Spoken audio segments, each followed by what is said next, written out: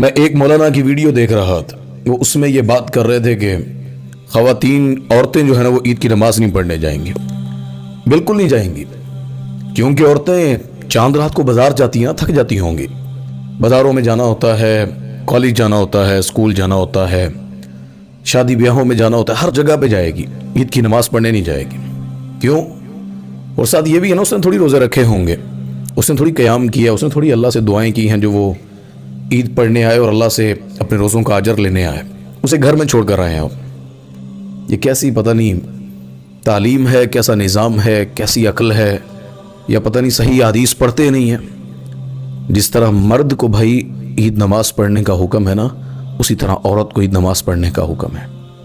آپ کو شاید اس بات کا بھی علم نہ ہو، اگر عورت کے مخصوص دن ہیں، پیریڈز کے ڈیز ہیں، وہ ان دنوں والی عورت بھی، لڑکی بھی، وہ عید کے پنڈال میں ضرور جائے گی. نماز نہ پڑھے ہو وہاں پر، وہ نماز میں جو صف کا حصہ وہاں شامل نہ ہو، کیونکہ اس نے وہ نماز نہیں پڑھنی. لیکن نبی پاک صلی اللہ علیہ وسلم نے فرمایا کہ وہ عورتوں کے ساتھ مل کر اس دعا میں ضرور شامل ہو جو عید کے دن کی جاتی ہے. عورتوں کا مسجد جانا فتنے کے ڈر سے آپ کہہ سکتے ہیں، کیونکہ جو عدت گزار رہی ہے وہ نہیں جائے گی، یا کوئی ایسی بیمار عورت ہے جس کا چلنا مشکل ہے وہ نہیں جائے گی. تو اس طرح کا معاملہ ہے. یہ نہیں ہے کہ عورت پہ پابندی ہے کہ کوئی عورت نہیں جا سکتی ہے. بیٹیاں بھی جائیں گی، مائیں بہنیں بھی جائیں گی. عید کے دن ان کی بھی عید ہے. اور یہ میں سمجھتا ہوں کہ شاید خواتین بھی نا اپنا دین علم حاصل نہیں کرتی. جس طرح نماز کا مسئلہ ہوتا ہے نا، عورتیں اپنی نماز اور طرح پڑھتی ہیں، مرد اور طرح پڑھتے ہیں. جو اس چیز کو الگ الگ کرتے ہیں نا، ان سے ذرا پوچھیں کہ مرد کی نماز الگ کس نے سکھائی، عورت کی نماز الگ کس نے سکھائی. کیونکہ رسول اللہ صلی اللہ علیہ وسلم نے ممبر پہ کھڑے ہو کر ایک حدیث وہ مرد عورت دونوں کے لیے مسجد نبوی میں کہی تھی، صلو کما رأیتمونی اصلی، نماز ویسے پڑھنا جیسے میں محمد صلی اللہ علیہ وسلم کو پڑھتے دیکھتے ہو. کسی حدیث میں نہیں کہا کہ میری بیویوں کو عورتیں وہاں سے جا کر سیکھ لیں یا میں عورتوں کی الگ پڑھاتا ہوں. پھر کہتے ہیں نہیں جی وہ فرق ہوتا ہے مرد عورت میں. وہ مرد عورت کی میں جنس کی بات تھوڑی کر رہا ہوں. حج عمرہ کیسا ہوتا ہے؟ حج عمرہ کے اندر وہی ارکان جو عورت ادا کرتی وہی مرد کرتا ہے. ہاں پھر لوگ یہاں پہ کہیں گے جی وہ تو عورت گون پہنتی ہے، مرد احرام وہ یہ اللہ نے حکم دیا ہے. یہ چیزیں دلیل نہیں ہے کہ آپ کے مرد عورت میں فرق جو ہے اس کی عبادت میں فرق ہے. جو احکام اللہ نے بتلا دی ہے عورت کے لیے وہ الگ ہیں.